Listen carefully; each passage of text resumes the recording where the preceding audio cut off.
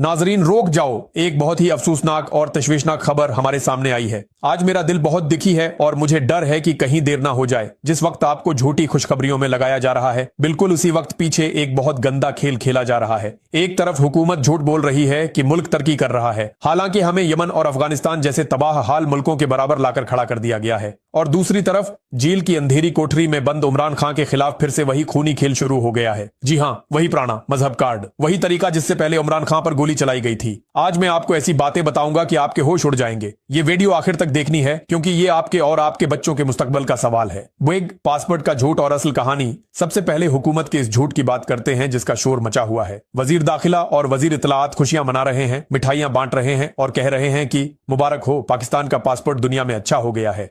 यह सुनकर लगता है कि वाह भाई, अब तो हम पूरी दुनिया में इज्जत से घूमेंगे। लेकिन रखिए, यह सब झूठ है। ये आपको बेवकूफ बना रहे हैं। जैसे किसी बच्चे को टाफी देकर बहलाया जाता है, वैसे ये कौम को बहला रहे हैं। मैंने जब हकीकत देखी तो मेरा सिर शर्म से झुक गया। सच ये है कि 2024 में हम पाकिस्तानी पासपोर्ट पर 34 मुल्कों में बगैर वीजे के जा सकते थे।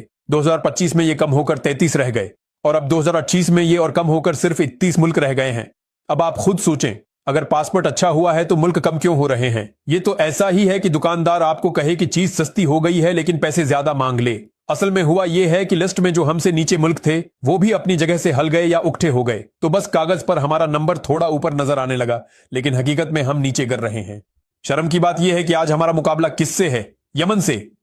यमन वो मुल्क है जहां जंग चल रही है, जहां बम गिर रहे हैं, जहां लोगों के पास खाने को रोटी नहीं है। आज पाकिस्तान का पासपोर्ट यमन के बराबर आ गया है। यहां तक कि अफगानिस्तान, जो हमेशा सबसे आखिरी नंबर पर होता था, उसने भी तरक्की कर ली है और वो हमसे बेहतर हो रहा है। यानी अफगानिस्तान भी ऊपर जा रहा है और हम नीचे जा रहे हैं। ये है वो इज्जत जो उन पुराने सियासतदानों और तकतवर लोगों ने हमें दी है। पहले जिया उल हक ने मुल्क का बीड़ा गर्क किया, फिर मुशर्रफ ने जंग में झोंका और अब ये मौजूदा हुकूमत हमें दुनिया में तमाशा बना रही है। दो पाकिस्तान, अमीर शहजादी और गरीब का लीडर। अब जरा मुल्क के अंदर देखें कि क्या हो रहा है। यहाँ दो तरह के कानून हैं। एक तरफ मरियम नवाज हैं, वो क्या कर रही हैं? वो एयरपोर्ट पर वीआईपी लाउंज का इफ्तिताह कर रही हैं। ये एक ऐसा आलीशान कमरा है जहां सिर्फ अमीर लोग, हिक्मरान और उनके दोस्त बैठेंगे। वहां आम आदमी झांक भी नहीं सकता। ये बादशाहत है।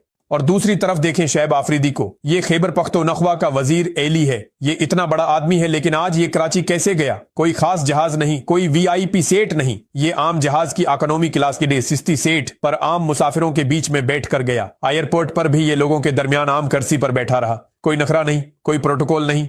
शैब आफरीदी कराची क्यों गया था? सैर करने? नहीं, इसका एक आम सा कारकुन, एक गरीब वर्कर रैली के दौरान हादसे में मर गया था। शैब आफरीदी सिर्फ उसके घर वालों के सर पर हाथ रखने और उनके दुख में शरीक होने गया था।